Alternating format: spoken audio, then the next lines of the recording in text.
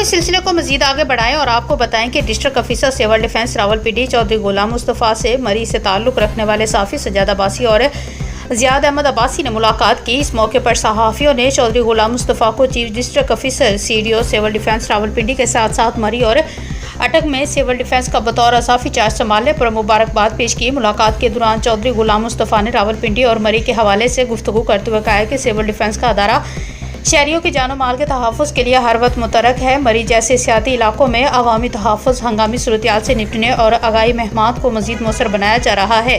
उन्होंने कहा कि सिविल डिफेंस एहलकारों की तरबियत और जदीद सहूलियात की फराहमी अवलीन तरजीहात में शामिल है। इस मौके पर सहाफ़ी सजाद अब्बासी और ज़ियाद अहमद अब्बासी ने गुफ्तगू करते हुए कहा कि सिविल डिफेंस का फ़ाल किरदार आवाम के तहफ़्फ़ुज़ के लिए निहायत अहम है और चौधरी गुलाम मुस्तफ़ा की क़यादत में अदारे की कारकर्दगी मज़ीद बेहतर होगी।